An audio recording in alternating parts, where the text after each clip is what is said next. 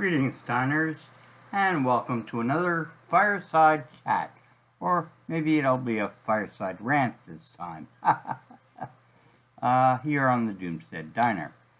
As you can see, I have cultivated my fire making a bit, and I'm making bigger fires now. A real pyromaniac's dream. The snowfall today came in around a foot altogether, and I've got my fire burning up on my porch between a couple of cliffs of snow, which I made by just dusting off the snow from my porch fence. Okay, well, besides the fire, what do we have to think about today in terms of collapse?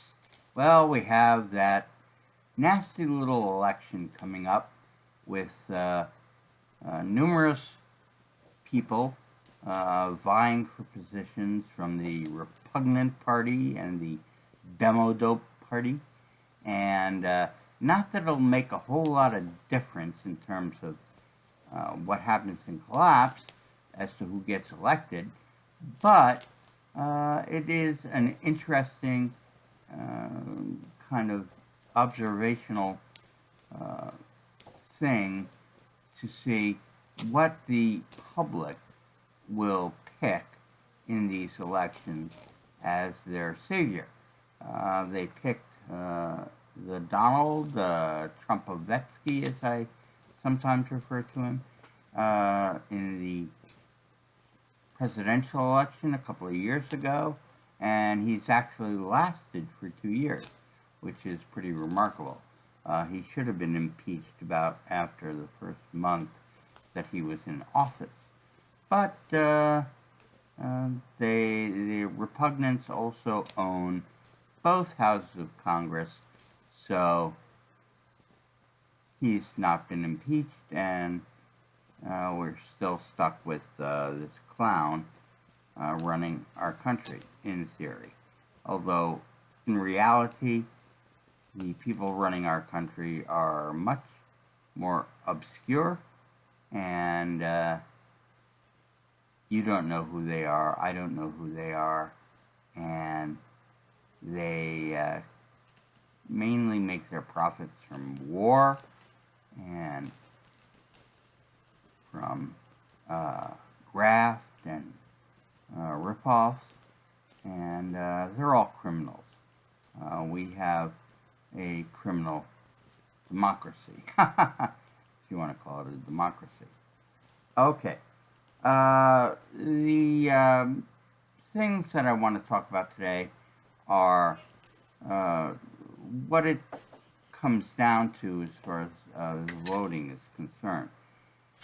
I don't vote. I have never voted. I was turned off to the whole idea when Robert Kennedy was assassinated back when I was around 11 years old or so. And ever since, I haven't registered and I haven't voted. I haven't found anybody that ever appealed to me enough that they would, I would go out to elect them. And on the other side of that, I also don't think that my vote really matters. I have friends who have voted numerous times, and everybody they ever voted for lost. So how much did their vote matter, right? So it's hard to grasp how democracy and voting and so forth really makes much difference in what we can or cannot do and who runs our country. It doesn't seem to much matter, and never has. So I didn't vote, and I never voted, and so I'm probably kind of a failure as far as being a contributor to a democratic society is concerned, except that the democratic society never existed, so you can't really pin that failure on me. All right, so voting doesn't really work. What will work as we move into the future? Well, what does work in one sense or another is revolution. And these things periodically happen when things get really bad. But they have to be bad enough that people aren't eating and there's not enough food around and so forth. People don't revolt if their stomachs are full. They revolt when their stomachs are empty and growling. Then they growl. And that has not yet hit us here in the fascist states of America. So revolution at this point in this country still seems relatively far off. It is, however, currently undergoing or underway in places like Venezuela, Greece, and soon many of the other countries in Western Europe as well, in my opinion. You see right-wing populist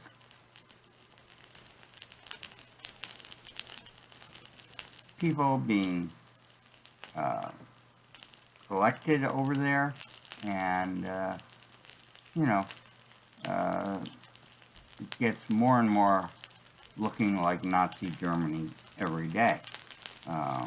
So we have to see how things play out in Europe, and eventually they'll probably play out similarly here in the United States of America. But we're lagging behind them. Similarly, on the monetary front, people talk about all the time that we will have a crash of the dollar, and that the dollar is going the way of the dinosaur, and the euro, the yuan or renminbi, the Japanese yen, these currencies will take over as the dollar loses its power and people lose confidence in the FSA. I don't tend to agree with that idea. I think that the last currency to go down the tube is going to be the dollar. All the other currencies right now are subsidiary to the dollar. They are measured against the dollar, and that includes gold. And so whatever anything is worth is measured against the dollar. So you can't crash the dollar without crashing everything else. And so I believe that one by one you'll see these various different currencies crashing in one way or the other. And then when enough of them go, and the big ones particularly, things like the yen, the renminbi, rubles, because Russia has a powerful military and that backs up its currency. When these currencies start to crash, then the dollar will follow them in fairly short order, at which time you'll have a big mess, because finding value for anything in a currency sense will be quite difficult to do. And so you have to revert to barter, and we're not really set up to do barter. And you can't do barter on the kind of international system that we use for trade. That takes letters of credit, that takes shipping papers. There's a lot that goes into moving goods around the world that cannot be done through barter. Barter is a very local type of exchange medium. So without any real medium for exchange of goods, our lives as we know them are going to be quite different. A lot of people place their belief these days in things like cryptocurrencies, which in my opinion are a hallucination, a real hallucination, even more so than paper money or gold, which both also are hallucinations in terms of their actual value. They don't represent real value. They have ascribed value, which is generally ascribed by the state. Although with bourses and markets, you can make a case that the value of currency is determined by market forces, which that's a very complicated topic and more than I'm willing to go into right here while I rant completely impromptu, no script here today for this one. So what's going to happen? Well, I think we're going to see a fairly large change in the political composition of Congress in this election. I'm pretty sure that the Congress, or the House of Representatives, I should say, will shift and be run by the Demodopes in the next 2 years. And it's possible also, although not entirely likely, that the Senate will go to the Demodopes. If that happens, then it's going to tie up the government completely because Trumpovetsky can't possibly work with those two houses if they are run by Demodopes. So we're going to see a pretty big mess, even if both houses don't go, even if just one goes.